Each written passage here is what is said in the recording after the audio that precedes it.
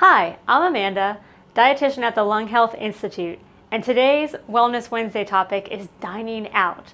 So if you haven't checked out the blog yet, don't forget to do so after you watch this video. It's going to give you two very helpful tips of how to dine out safely when you have a lung condition. I'm going to focus today, this video, on more of tip 2, because tip 2 talks about your food choice when you dine out. And that's what I really want to go more into detail. What food you should be worried about. What tips are going to best help you make the choices that are going to support your lung health. And then considerations that everyone should take into, consideration when you have a lung condition. So let's talk about the foods that you want to avoid. So when you're dining out, one of the biggest concerns that we have is hidden sugar, because it's pretty much going to be in everything that you eat. Why? Because sugar makes food taste good. So the restaurants are going to use that so that you think their food is really good and you want to come back and eat more and more of it. Now, hidden sugar is typically going to be found in things like sauces or in seasoning blends. So those are the things you're going to want to worry about, like sausage, dressings, anything that's going to be added to the food. But also the seasoning blends. So if there's something that has a barbecue rub on it, or any kind of, proprietary or special flavorings, that may likely have some hidden sugar. Another thing that you're going to commonly encounter in restaurants are going to be your inflammatory oils. So that's going to be things like soybean oil, peanut oil, vegetable oil. So that's going to be found in your fried foods. Obviously, they're going to be fried in these oils, but it's also going to be hidden into sauces and dressing. Salad dressing is a big culprit of inflammatory oils. So those are things you want to kind of look out for when you're dining out.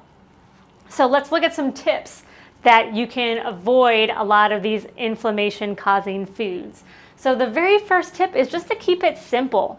So when you're going out to eat, things like steamed vegetables or a salad with lots of leafy greens and veggies. Now with the salad, we mentioned those dressings, so ask for olive oil and vinegar instead of your typical dressing. But simple things like the veggies and the salads, or also baked, broiled, or grilled meats, like whole pieces of meat. So it can be beef, it can be chicken, it can be fish. But you want to use simple cooking methods because then you have better control of the foods that you're eating. So definitely keep it simple. I'll give you a couple examples. If you're at a steakhouse, then you can get a sirloin with some steamed broccoli. That would be a great meal out.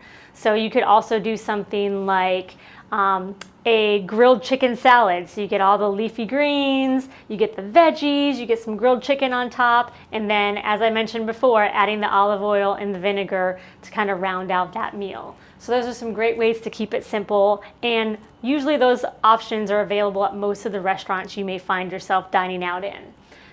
Say no thank you. So by no thank you, I mean to those freebies. So the things like the free bread at the beginning of the meal, the chips at the beginning of the meal if you go out to a Mexican place or something like that. And the reason why you say no to those, not necessarily because they're going to have your sugar and your inflammatory oils, but a lot of times we tend to fill up on those, and then we end up overeating at that meal. And if you're overeating and stressing your system, that's going to make it difficult for you to breathe as well. And it's going to take away from some of the nutrient-dense foods that you want to eat, the things like the veggies and the meats. So say no to those freebies. That's really going to help you out when you're dining out. And then ask for what you want.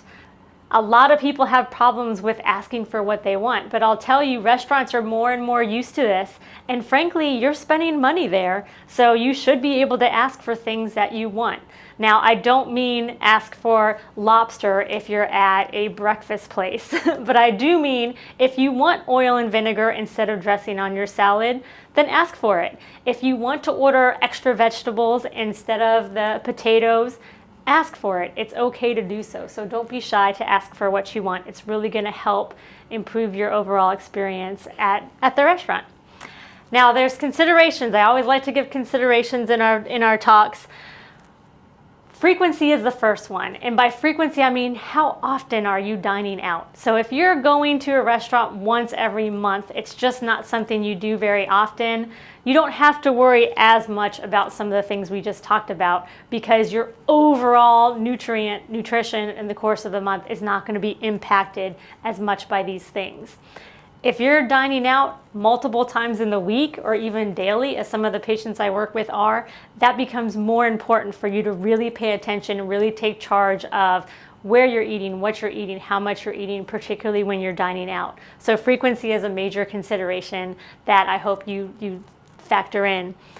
The purpose. Okay, a lot of us, especially if you've read the blog, we go out to eat because we want to be social. We want to have that experience. You know, we want to go out, enjoy time with family and friends without having to cook or clean or do all of that. So keep that in mind. The purpose of you going to the restaurant is to spend time with your family and friends and to have a good time. So it's not necessarily to eat the best, most delicious food loaded up with sugars and oils and all those inflammatory things.